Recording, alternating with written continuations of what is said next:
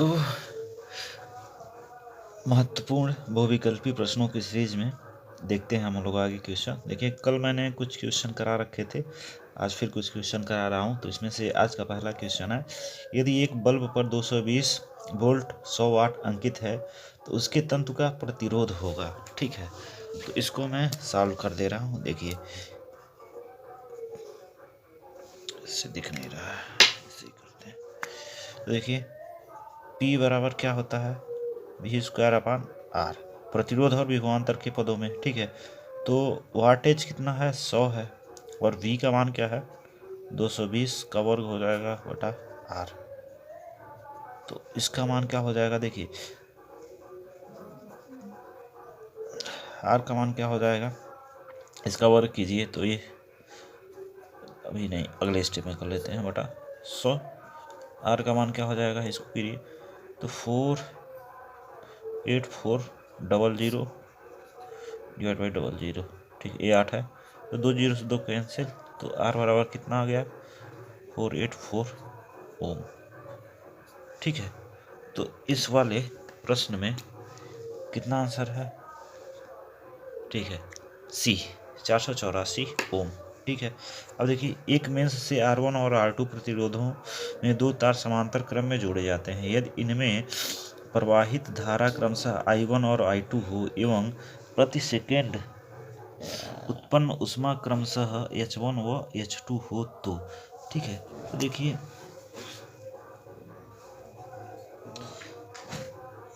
H1 क्या है, H1 अगर हम लिखें तो देखिए, दोनों तारों को समांतर क्रम में जोड़ा गया है तो उनके बीच का विभवांतर क्या हो जाएगा, सेम होगा। क्या होगा, सेम होगा।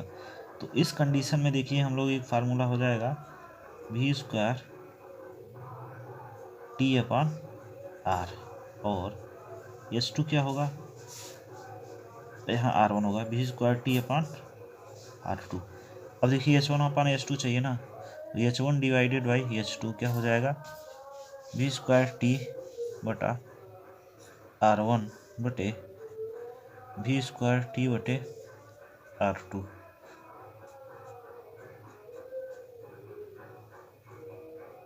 देखिए, ये इससे कैंसिल हो जाएगा, क्योंकि देखिए यहाँ पे टी इसलिए लिए हैं क्योंकि दोनों में समान समय की बात होगी। ठीक है, और विभवांतर दोनों समांतर क्रम में है तो सेम ही होगा। तो क्या हो जाएगा, R2 बटा R1, क्या होगा, R2 बटे R1। तो इसके लिए विकल्प कौन सा सही है, ए वाला।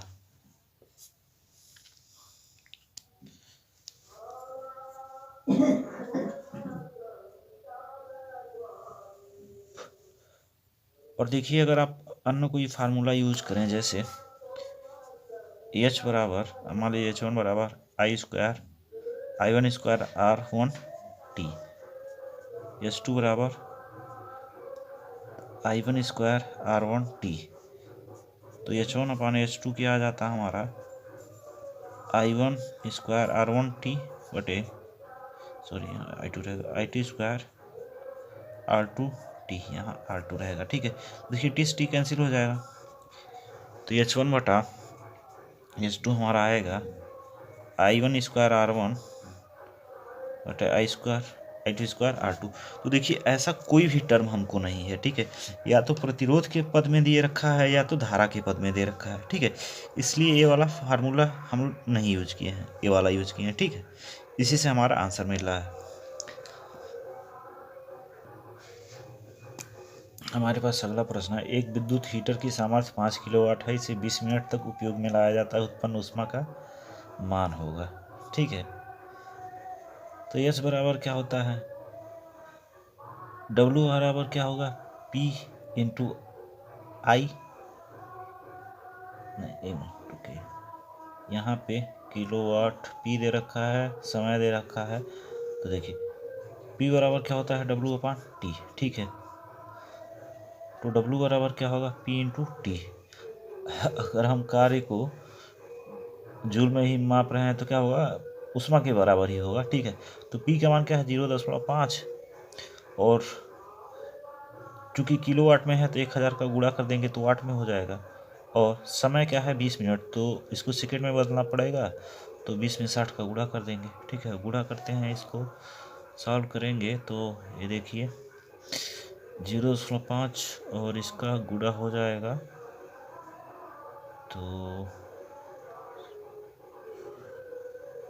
ये 10 होगा, और 10 का गुणा इसमें हो जाएगा तो 10,000। 60 गुणे 10,000 या फिर 6.0 गुणे 10⁵ जूल। ठीक है, तो हमारे पास आंसर क्या आ गया, ए वाला ऑप्शन हो जाएगा। ठीक है, 6 गुणे 10⁵ जूल। चौथा क्वेश्चन देखिए, दो चालक तार जिनके पदार्थ लंबाई तथा व्यास समान है, किसी विद्युत परिपथ में पहले श्रेणी क्रम में और फिर पार्श्वक्रम में संयोजित किए जाते हैं। श्रेणी क्रम तथा पार्श्वक्रम संयोजन में उत्पन्न ऊष्माओं का अनुपात क्या है। तो देखिए ये बढ़िया सवाल है, उसमें कुछ चीज़ें जो हिडन डिटेल हैं वो आपको मानना पड़ेगा। ठीक है, ऐसे जो कुछ पैरामीटर हैं जिसके बारे में दिया नहीं है लेकिन उनको हम मान के करेंगे। ठीक है, अब यहाँ पे देखिए एक चीज़ क्लियर लिखा है, अब दो चालक तार हैं जिनके पदार्थ लंबाई और व्यास समान है। ठीक है, यानी दो तार हैं जो एक ही पदार्थ के बने हैं, दोनों तारों की लंबाई समान है, दोनों तार का व्यास समान है। व्यास समान होने का मतलब अनुप्रस्थ काट का क्षेत्रफल भी क्या है, समान है, यानी दोनों तार का प्रतिरोध क्या होगा, समान होगा। ठीक है, तो दोनों तार का प्रतिरोध समान होगा तो मैं मान लेता हूँ एक तार का प्रतिरोध R है, हर एक तार का प्रतिरोध।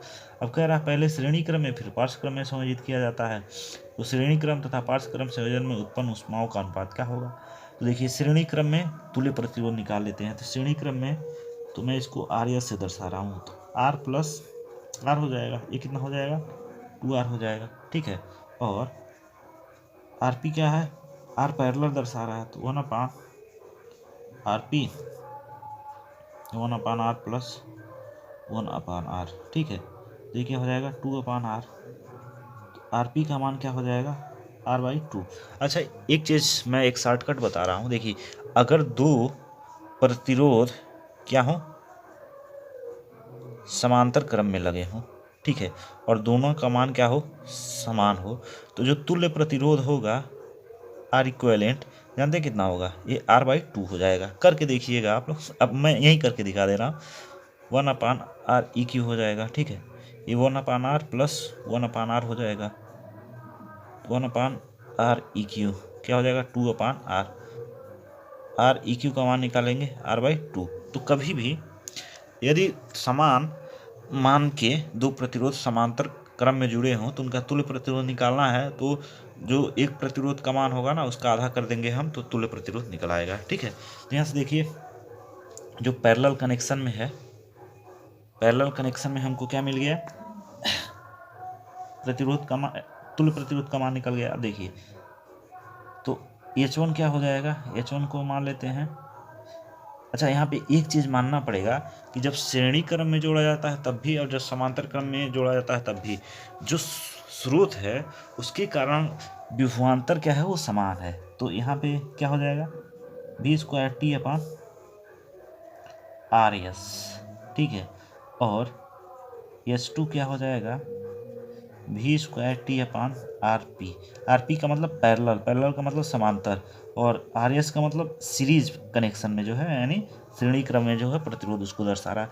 T यहाँ दोनों सेम क्यों है, T सेम इसलिए है क्योंकि हम जब तुलना कर रहे हैं तो समय तो बराबर होना चाहिए ना, तभी तुलना कर पाएंगे। और यहाँ पे देखिए ये मान रहे हैं हम कि समान विभवांतर के स्रोत से जोड़ा जा रहा है। ठीक, तो अब देखिए H1/S2 कर लेते हैं, H1/S2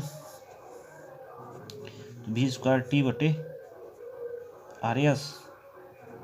V²T/RP, ये इससे कैंसिल हो जाएगा, और H1/S2 ये क्या हो जाएगा, RP/RS। तो इसको और सॉल्व करेंगे तो H1/S2 क्या हो जाएगा, RP का मान क्या है, तो RP क्या आ गया, R/2, और RS कितना आया है, 2R आया है, R से R कैंसिल हो जाएगा, H1/S2 कितना आ जाएगा, 1/4, यानी H1/S2 क्या आ जाएगा हमारे पास, 1/4। ठीक है, तो दरअसल देखिए ये क्वेश्चन कहने को बहुविकल्पी है लेकिन ये लॉन्ग आंसर टाइप में आ जाएगा क्वेश्चन। ठीक है, तो इसको एक बार अच्छे से देख के कर लीजिएगा क्योंकि ये लॉन्ग आंसर टाइप में भी पूछ सकता है। देखिए हमारे पास प्रश्न है, दो विद्युत बल्बों की सामर्थ्य क्रमशः 60 वाट तथा 100 वाट हैं। दोनों 220 वोल्ट पर कार्य करते हैं, इनके प्रतिरोधों का अनुपात होगा। तो देखिए P1 बटा P2 क्या हो जाएगा, P1 का मान V1 स्क्वायर बटे R1 और V2 स्क्वायर अपान R2। इसको सॉल्व करेंगे तो क्या हो जाएगा, V1 स्क्वायर बटे V2 स्क्वायर और R2 बटे R1। ठीक है, और देखिए V1 दोनों क्या है, 220 वोल्ट पे क्या करते हैं, तो 220 का स्क्वायर बटे 220 का स्क्वायर और R2। अच्छा यहाँ पे एक चीज़ देखिए, सामर्थ्य भी दे रखा है तो सामर्थ्य भी रखेंगे। तो पहला क्या है, 60 बटा 100। ठीक है, यहाँ क्या हो जाएगा, देखिए ये 2 जीरो, सॉरी 60 बटे 100, 1 जीरो से 1 जीरो कैंसिल, और यहाँ पे काटेंगे इसको 2 से 3 बार में और ये 5 बार में, तो 3 बटा 5 आएगा। और यहाँ क्या आ जाएगा, R2 बटे R1। ठीक है, तो R2 बटे R1 कितना आया, R2 बटे R1 आया हमारा 3 बटे 5। तो हमारा R1 बटा R2 क्या आ जाएगा, 5 बटा 3। क्या आएगा, 5 बटा 3। तो सही आंसर क्या हो जाएगा, 5 बटा 3। कौन सा, ऑप्शन ई। ठीक है, अच्छा देखिए अगला प्रश्न बहुत ही अच्छा है। एक समान विद्युत शक्ति के ताप दीप्त बल्ब एवं हीटर में से किसमें अधिक प्रकाश होगा। ठीक है, तो देखिए अब दोनों की विद्युत शक्ति क्या है, समान है। ठीक है, तो दोनों में जो ऊर्जा व्यय होगी वो तो क्या होगी, समान रूप से होगी दोनों में।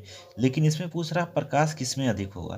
तो देखिए ना, बल्ब को इस हिसाब से डिजाइन किया जाता है कि वो प्रकाश दे। ठीक है, बल्ब का काम क्या है, प्रकाश देना। और हीटर किस हिसाब से डिजाइन किया जाता है, हीटर को ऐसे डिजाइन किया जाता है ताकि हमको उससे उष्मा प्राप्त हो। ठीक है, हीटर से भी कुछ मात्रा में क्या होता है, प्रकाश उत्पन्न होता है। ठीक है, लेकिन वो प्रकाश करने के लिए नहीं उत्पन्न होता, उससे प्रकाश की मात्रा क्या होती है, निकलने वाली बहुत कम मात्रा में होती है। ठीक है, लेकिन बल्ब से बहुत ही अधिक मात्रा में क्या होता है, प्रकाश निकलता है। यानी जितनी विद्युत ऊर्जा होती है उसका ज़्यादातर भाग क्या होता है, प्रकाश में बदल जाता है। ठीक है, और बहुत छोटा सा भाग किस में बदलता है, उष्मा में बदलता है।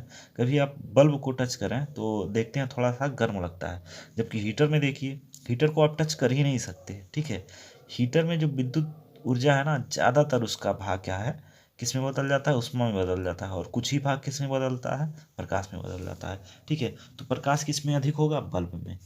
ठीक है, क्योंकि बल्ब को उसी लिए ही डिजाइन किया गया है, प्रकाश देने के लिए ही।